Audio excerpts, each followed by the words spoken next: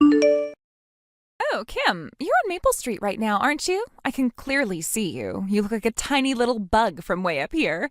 You're barely a speck down there, just a little moving dot. Are you always this inconspicuous, or is it just the distance? Where exactly are you seeing me from, Valerie? Are you watching me specifically? That's a bit unnerving, actually. I was just heading out to run some errands. A tiny little bug. Is that supposed to be a friendly greeting, or just a statement of fact from your superior view? You're still wearing that utterly plain outfit, aren't you, Kim? It's so dreary, so utterly uninspired. Honestly, walking through an exclusive neighborhood like this, we have standards here, you know. High standards. It's about maintaining the prestige for everyone's benefit, really. My benefit, mostly. I'm sorry, Valerie, but this is just my preferred fashion style. I like what I like. It's comfortable for me. It suits my personal taste. I don't see why my clothing choices affect anyone else. I'm dressed in a way that makes me feel good. Is that truly so objectionable to you? I find your judgment rather intense, to be honest. A bit much. Who in their right mind enjoys such sleepwear fashion? Seriously, it's baffling. And gray clothes? Really, Kim, unless you're a retired senior citizen, it's just not done. It's so uninspired, so dull, so lifeless. It's certainly not what one expects from someone aspiring to anything noteworthy. You don't have to be a senior citizen to wear gray clothes, Valerie. Plenty of people wear gray. It's a classic color. Very versatile, actually. It can be quite elegant.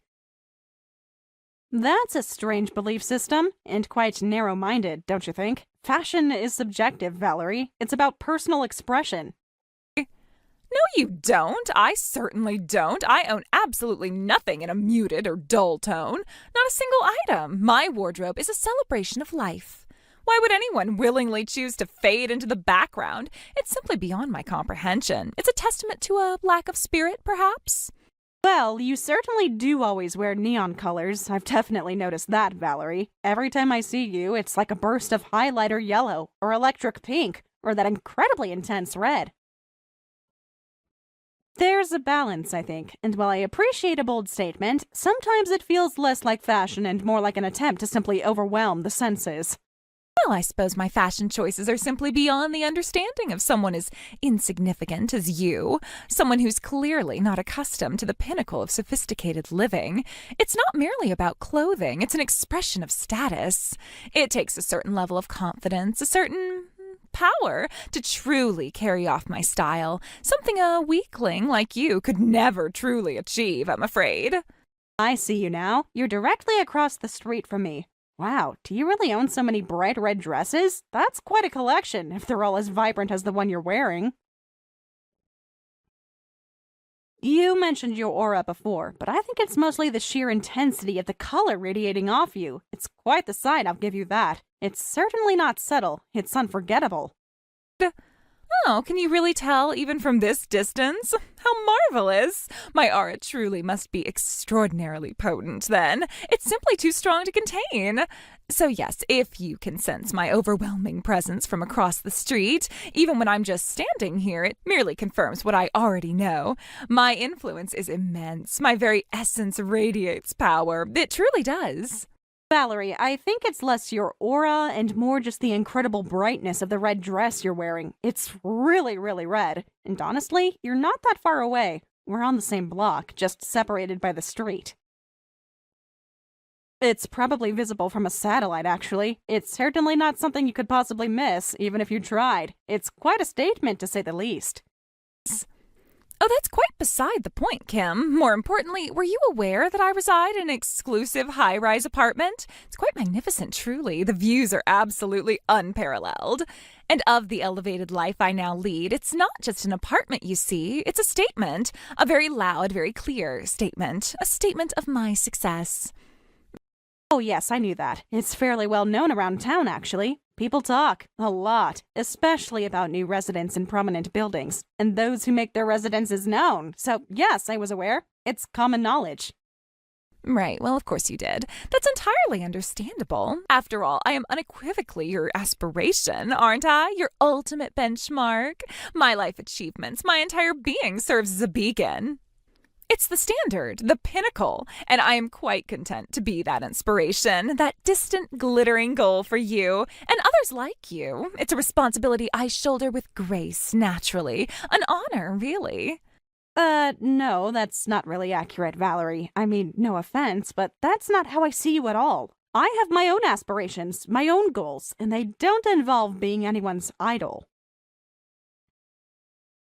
I don't think you're quite hitting the mark on my personal feelings. I'm not yearning for anything you have. I'm building my own success, on my own terms, and that's what matters to me. Well, it's quite apparent that you must feel a profound sense of envy, isn't it? Because if I'm not mistaken, you come from quite a financially disadvantaged background, don't you? So yes, it's only logical that you would look upon my life of luxury and ease, with a certain degree of wistfulness, perhaps even a touch of sadness for your own lot. Who told you that, Valerie? That's quite a personal and frankly intrusive piece of information to be discussing. And frankly, it's not entirely accurate. My upbringing was challenging, yes, but financially disadvantaged is a very specific and judgmental term. So please tell me, where did you hear such a thing? I'm genuinely interested in the source of this revelation. I need to know. Oh, it was Brenda from the Hair Oasis Salon who mentioned it. She seemed to be quite sympathetic, actually. She said Kim had a particularly difficult start in life because her family was rather impoverished. People talk, especially about newcomers to the area, and particularly when their background is, shall we say, a bit more humble than the norm. It just comes up. So because of that, you must be incredibly envious when you encounter someone as truly successful as myself, mustn't you? It's understandable, of course. I'm simply light years ahead, residing in a sphere of existence that is many, many times grander and more opulent than anything you could possibly imagine. I don't really care about where you live, Valerie. Your constant need to boast about your supposed wealth and superiority is actually quite tiring. It means absolutely nothing to me. My happiness isn't tied to the square footage of my living space. So, you can live 100 times higher than me for all I care. It has zero impact on my personal satisfaction or my life goals. I'm perfectly content with my own life. Oh, and by the way, I just noticed that you were looking at the community bulletin board a moment ago, weren't you? That's such a pedestrian habit. Honestly, it positively screams of financial hardship. People like me move in circles where pertinent news is just delivered. No need to scrutinize outdated notices tacked to a board. It's simply not how we operate. It's beneath us. That's an absurd generalization, Valerie, and frankly, a dangerous one. Successful people don't look at community bulletin boards? That's a ridiculous prejudice. Are you suggesting that wealthy people are just magically fed all the information they need without any effort? That sounds like a fantasy, not reality. Information simply flows effortlessly to those of us who occupy a higher echelon of society. We don't seek it out, it gravitates toward us. It's all due to diligent, sustained effort on my part, a concept, I imagine, that might be somewhat foreign to you, perhaps entirely foreign. Are you implying that my current situation is due to a lack of effort on my part? That's a rather bold accusation, considering you know very little about my life. Life is far more complex than that, and success isn't always just about who tried harder. What makes you think you have the right to judge my dedication or my journey? You know nothing about it. Well, it's quite simple, isn't it? The very fact that I am able to exit as this shining example of prosperity and achievement, the epitome of the successful individual, is solely because I have consistently and diligently applied myself. I've invested countless hours, made innumerable sacrifices, and pushed myself beyond limits you couldn't even fathom. And those who find themselves in less fortunate circumstances? Life, you see, is perfectly equitable in its design. We all get what we deserve. Oh, is that so? Well, I suppose you're right. I truly am sorry. Sorry for my lack of effort. I guess I just haven't been working hard enough to earn your approval, or to achieve whatever arbitrary level of success you deem worthy. I should have realized it was all just a matter of insufficient effort on my part. Thank you for clarifying that for me. I'm truly enlightened, and just a little bit appalled. Don't apologize to me, Kim. Your apologies are entirely misplaced. Direct that remorse, that acknowledgement of your own perceived shortcomings, not to me, but to the very essence of your own soul. The sheer ecstasy of residing in an apartment that someone less fortunate will never be able to afford, never in a million lifetimes. It feels absolutely amazing, the absolute pinnacle of victory. I'm a winner, Kim, a true winner. From my elevated vantage point here on my high rise, I can look down upon the commoners. That's quite something, Valerie. Truly, quite a declaration. You certainly have a way with words, and a very high opinion of yourself. It's unique. Is that all you can muster, Kim? I expect more, much more. I've worked tirelessly, relentlessly to attain this magnificent existence, this opulent reality, every single aspect of this life. This wasn't handed to me. It was earned, meticulously constructed, brick by glorious brick, by my own hand. Tell me how truly remarkable and exceptional I am for achieving what so many only fantasize about. Your simple acknowledgement feels utterly inadequate. Yes, you're absolutely right. I truly do think it's quite remarkable. It's incredibly impressive. Your dedication and hard work are undeniable. All right, that's enough of this for now. I have to go to work, so I'll be signing off. Goodbye, Valerie. Oh, I'll simply have Mr. Finch drive me then. There's absolutely no need for me to exert myself by walking outside. Why would I when I have every convenience at my fingertips? But before Mr. Finch takes me home, I do need to make a brief stop. I absolutely must visit that new pet boutique that just opened nearby. I hear they have the most exquisite breed. Oh, okay. Good luck with that. Enjoy your visit to the pet boutique. Sounds interesting.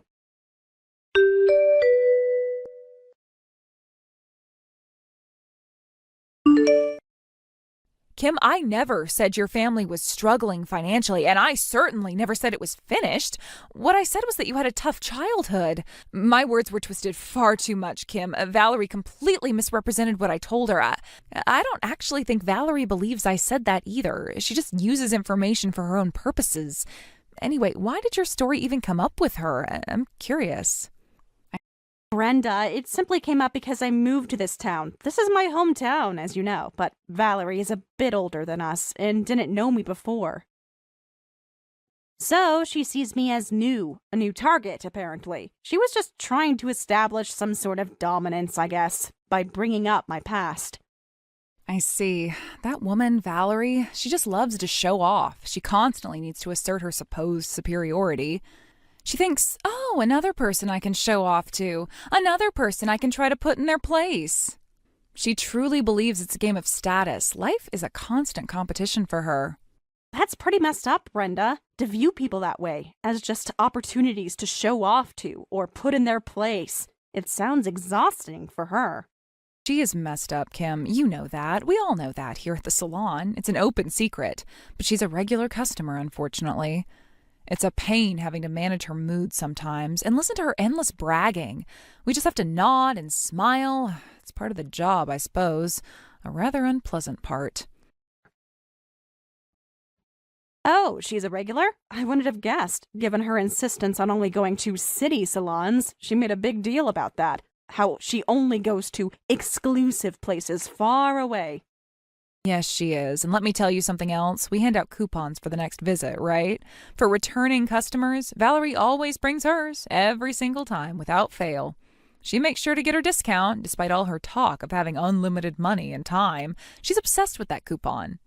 Yeah, She's supposed to be so successful, isn't she? And she uses coupons? That's almost comical. I guess it just reinforces what I already suspected. No matter how much she tries to show off, you can probably just laugh it off, right? Because you know Valerie is lying. You know the truth about her humble beginnings with coupons. I guess so. It's pretty absurd, isn't it? She truly is ridiculous. I just keep thinking about what's going to happen when she finds out that High Rise, the one she claims to live in, she's going to be so shocked. You know, Brenda, speaking of cuts, can I book a cut for tonight too? I'm due for one, and after this conversation, I feel like I need a fresh start. Of course, Kim, I'll be waiting for you. We can talk more then. And I promise no more Valerie gossip tonight. Just good hair and good company. See you soon.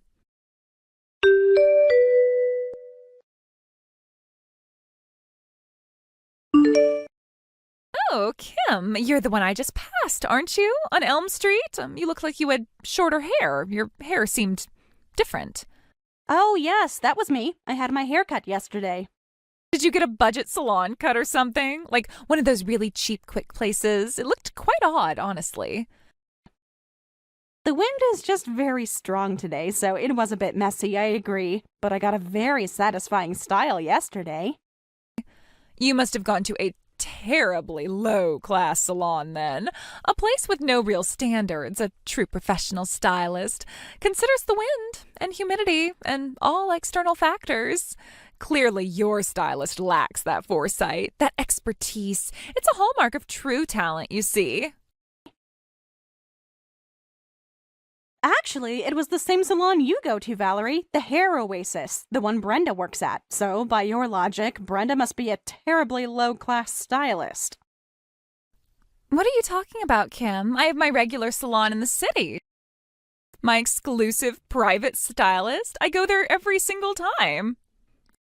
Oh, you go all the way to the city every time, Valerie? You do that every single time? That's quite a commitment. Of course, it's the only way to ensure true quality. Why wouldn't I? I have money and time after all, unlimited amounts practically. There's no way I'd ever go to some cheap local salon. Absolutely not. The thought is laughable.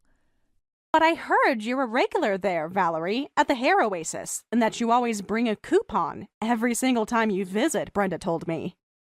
Coupon? What's a coupon? What are you even talking about, Kim?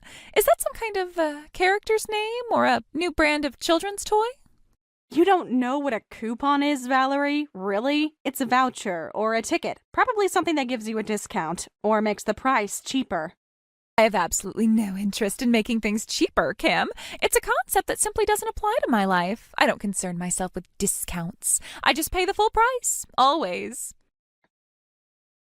I see. Well, they can be quite useful, coupons. For most people, anyway. Saves a bit of money here and there, but never mind that. Anyway, about something else. Are you following my social media, Valerie? You mentioned it before.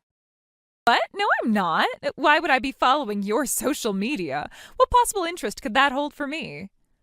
Well, you should follow me then. It might be quite beneficial for you. I'm also active as a successful influencer, you see. A pet boutique owner. Really, a successful influencer, you say? Well, I don't particularly need to understand. I already have a very clear grasp of what success is, through my own life and my own influence. But go ahead, send me the URL. Just out of mild curiosity, I'll send you my URL, so follow me. Over 240,000, actually. It's a considerable number, isn't it? Over 240 people are looking at my posts, seeking inspiration, admiring my lifestyle. You should learn from my posts too, Kim.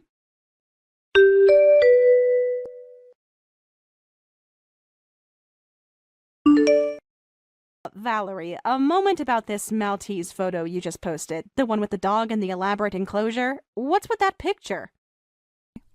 Oh, that's my pet, Kim, my beloved Maltese. Isn't she utterly adorable? I post her photos every single day for all my followers to admire.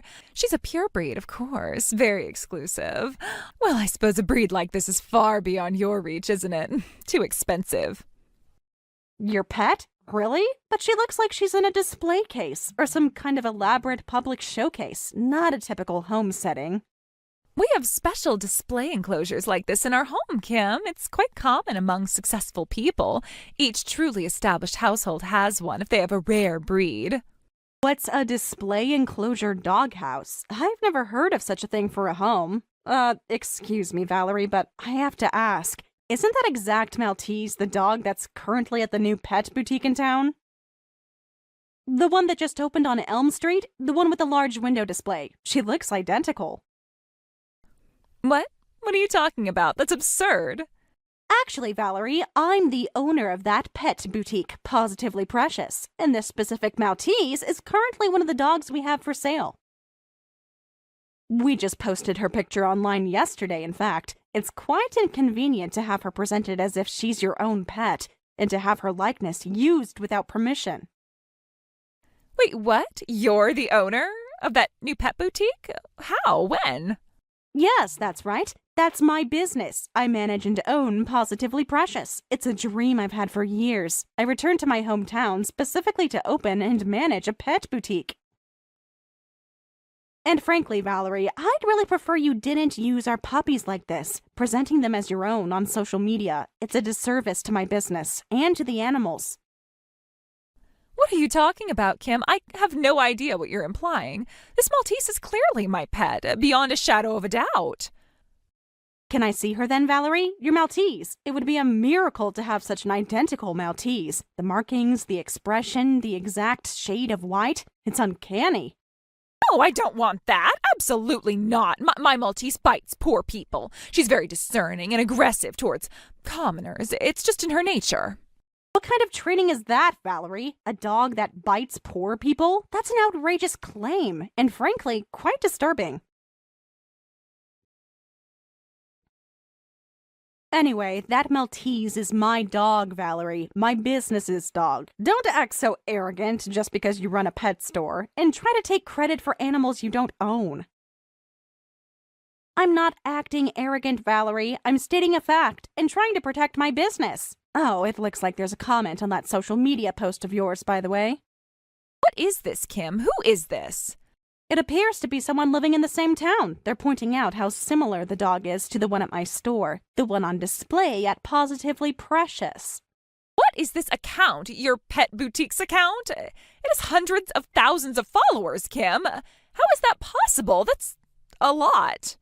Yes, it does, Valerie. My pet boutique's account is quite popular. People love to see photos and videos of cute animals. It's a source of joy and comfort for many. Animal content tends to go viral.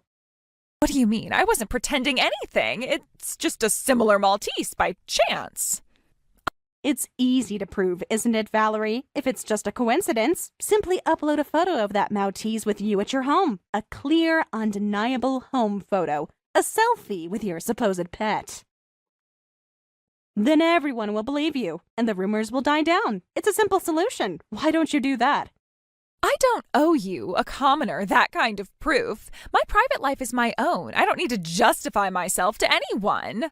Speaking of proof, Valerie, you haven't uploaded any photos from your high-rise, have you? Not a single one, despite all the bragging you did about it. Why no pictures of your luxurious life there? It's quite odd. Don't you want to show off your grand residence? My personal living space is sacred. I don't share it with just anyone. Successful people are constantly in the public eye, Kim. But you bragged about it so much yourself, Valerie. Constantly. You initiated the conversation about it. You called yourself a winner for living there. I don't recall bragging. Not at all. Perhaps it just sounded like bragging to you because you are so far beneath me, so far below my level. You're not actually living in a high-rise at all, are you? Are you, Valerie? What? What in the world are you talking about, Kim? That makes no sense. I don't even understand what you're implying. What? You're flustered, aren't you, Valerie? Your messages are becoming quite jumbled. Your language is a mess. Meaningless, incomprehensible. That's not like your usual precise, albeit boastful, way of speaking. Why would I be flustered, Kim, by such an utterly ridiculous statement, such an idiotic accusation? It's beneath my notice. It's a waste of my precious time. Well, if it's so illogical, Valerie, then tell me, which high-rise do you live in, specifically? Give me the name. Which one? There's only one high-rise in this town, Kim. Everyone knows that. The one on Maple Street. And you're still living there now, Valerie? Right this moment? You haven't moved recently? Just confirming. Well, of course I am. Why wouldn't I be? I have no plans to move whatsoever. How are your relationships with the other residents there, Valerie? Are you close with your neighbors? Oh, our relationships are excellent, of course, beyond reproach. Everyone is so wonderful. Most of them are successful like me, so we share similar values. That's odd, Valerie. Very odd. Because that high-rise, the one on Maple Street, it should be completely empty right now, as in nobody living there at all. What? What are you implying, Kim? Are you suggesting I'm having conversations with ghosts or imaginary friends? Do you think I'm losing my mind? Nobody is living there, Valerie. What you're saying is not possible, is it? What are you saying? Stop making things up. Don't lie to me.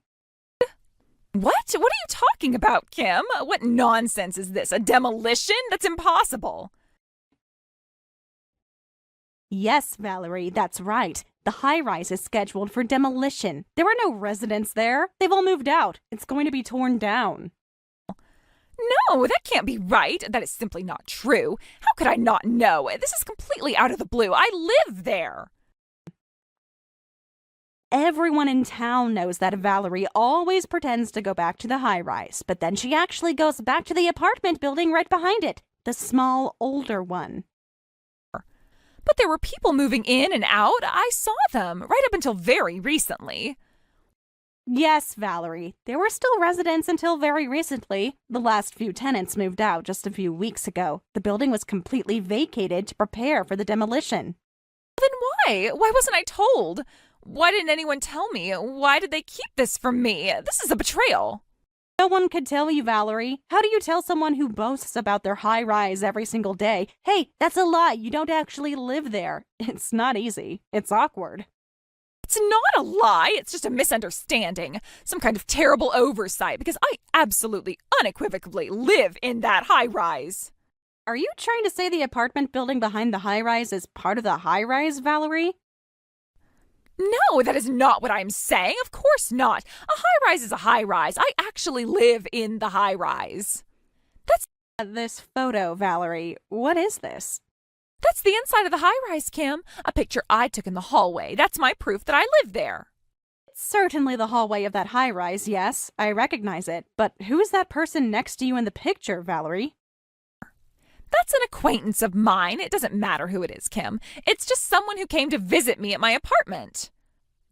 But that's Mrs. Harding, isn't it, Valerie? I'm almost certain, and I believe she was the one who actually lived in that high-rise. What? How do you know her, Kim? Why would you even know her name? This is getting ridiculous. Because I'm the owner of that high-rise, Valerie. I have been for years, and yes, I certainly know Mrs. Harding. We were neighbors for years when I also lived in the high-rise. Wait a minute, I can't process this. What is going on? All right, Valerie, I'll make it simple for you. I am the owner of that high-rise. For many years, I lived there myself. Mrs. Harding was my neighbor. She lived next door to me. That was a while ago. Right now, the building is empty, waiting for the demolition work to begin. It's completely vacant. Is that true? Are you telling the truth, Kim? This is all real? Yes, Valerie, it's all true. So you've been lying this entire time. And everyone knew. Everyone around you knew. You knew? You just let me keep talking? You let me make a fool of myself? That is incredibly cruel of you. You are so malicious. Well, yes, it was easier than dealing with your constant boasting and delusions, to be honest. And yes, I admit, I was also somewhat curious to see when you would finally realize the truth. You are absolutely despicable. You are so incredibly malicious. And you think I'm bad? You are even worse. And I think that using lies to build your self-image and then looking down on others based on those lies is also quite despicable, Valerie. In fact, it's far worse. It's a deep-seated malice. So, while you may see me as cruel, I see you as dishonest and harmful.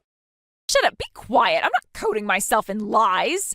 What are you talking about? As for the high-rise situation, that was just a simple misunderstanding on my part.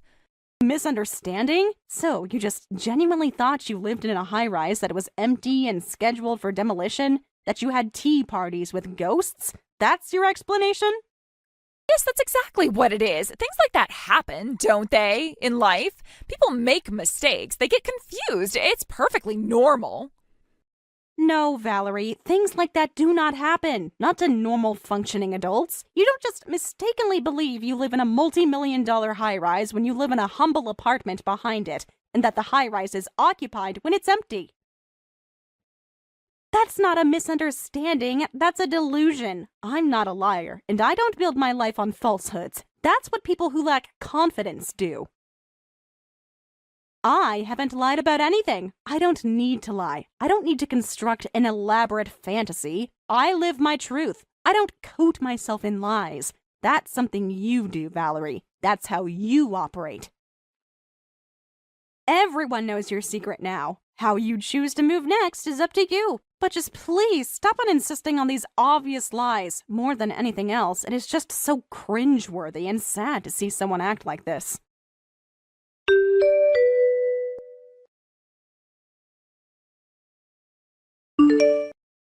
Hey, Kim, have you heard? Valerie apparently left town.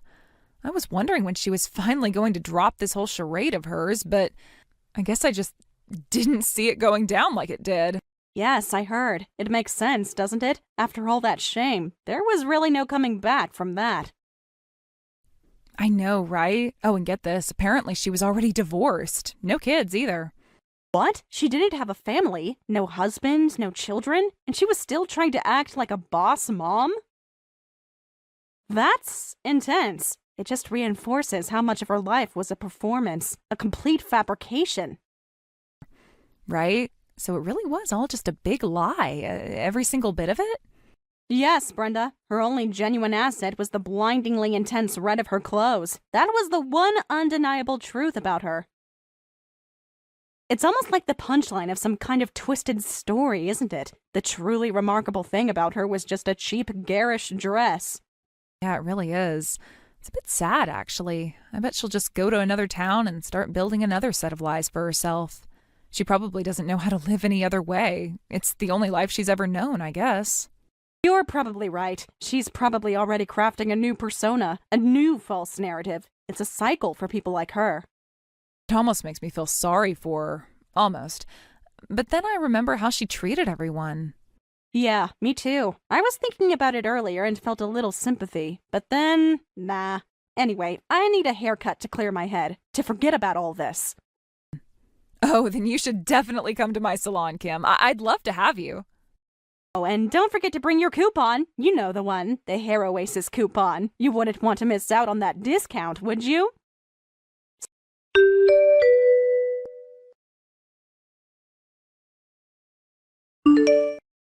So, the word around town is that Valerie left, and yes, it makes sense. After all that public humiliation, what else could she do? I heard she created a new social media account and began to completely reinvent herself. This time, she claimed to be a highly educated, high-income career woman. But, as expected, her fabricated life quickly unraveled. The cracks started to show almost immediately. She shut down that account just as quickly as she started it. Now, no one really knows where she is or what she's doing.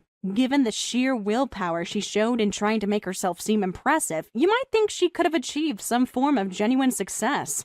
But her personality was just too difficult, too unpleasant. So, I doubt it. After she left, the local moms breathed a collective sigh of relief. They were finally free from the exhausting charade of humoring her endless lies. It turned out several of them had already known she didn't have children, despite her boss mom act. She really was like a local monster, constantly lurking, constantly trying to assert herself with falsehoods. As for me, I'm focused on running my pet boutique. That specific Maltese is still at the shop. Every time I see her, I can't help but think of Valerie. And Brenda's salon, the Hair Oasis, is still thriving, although she did mention that losing Valerie meant losing a significant regular customer. A small price to pay for sanity, I think. Thank you for watching. If you liked this video, please give it a thumbs up and don't forget to subscribe to see more content like this.